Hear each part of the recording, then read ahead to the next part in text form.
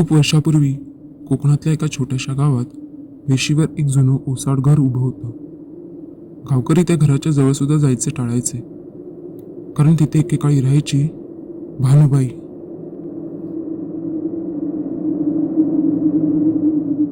भानुबाई एकटीच राहत होती.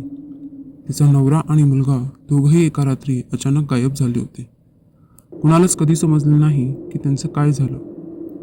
काही लोक म्हणायचे भानुबाईंनी त्यांना मारलं, काही म्हणायचे ती जादूटोणा करायची आणि तिने स्वतःच्याच नवऱ्याचा आणि मुलाचा बळी दिला आहे. म्हणून नंतर गावकऱ्यांनी तिचं घर टाळायला सुरुवात केली. कधी कधी त्या घराच्या आजूबाजूला मांजर तडफडत पळताना दिसायचं.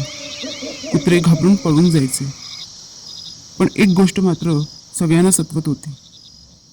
भानुबाई खरंच मेली होती का, की ती अजूनही त्या घरातच होती? गावकऱ्यांनी घाबरून त्या घराजवळ जाणं सोडलं. काहींनी तर घाबरून गाव सोडून दिलं.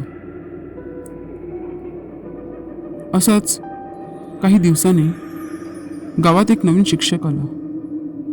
त्याचं नाव होतं आकाश. शहरी माणूस तो, भूत प्रेत अशा गोष्टींना मानायचा नाही.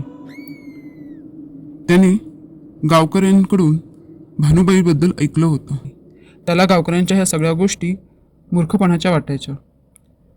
गावकऱ्यांच्या विरोधाला न जुमानता तो त्या घरात एक रात्र घालवायचं ठरवतो. गावकरी त्याला समजावण्याचा प्रयत्न करतात, पण तो काही ऐकायला तयार नसतो. त्या रात्री आकाश त्या घरात जातो.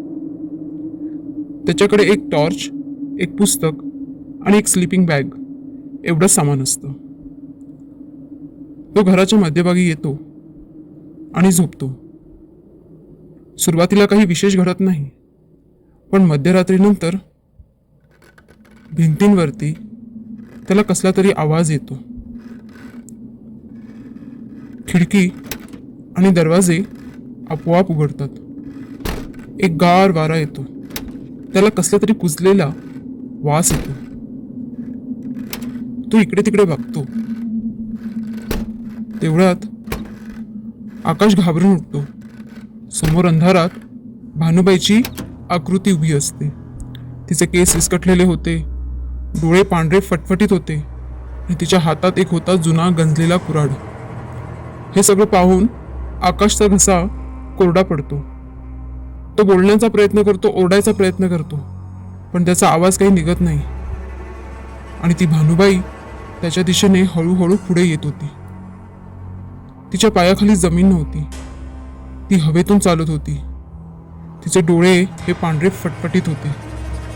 ती थेट त्याच्या समोर येऊन थांबते आणि त्याला सांगते, हे बघ, त्या दोघांचं रक्त अजूनही माझ्या हातावरती आहे, हे बघ. असं म्हणत ती तिचा चेहरा एकदम आकाशच्या समोर आणते. आकाश घाबरून डोळे मिटतो आणि जोरात ओरडतो, मी काही केलं नाही, मला जाऊ दे. आणि अचानक सगळीकडे शांतता पसरते. तो डोळे उघडून बघतो आणि समोर कोणीच उभं नव्हतं. त्याला वाटलं हे सगळं स्वप्न होतं.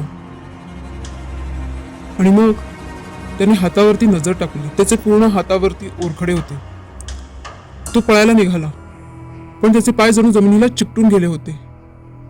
आणि तेवढ्यात ती भानुबाई ओढत ओढत परत त्याच्या समोर येते आणि त्याच्या अंगावरती उडी मारते.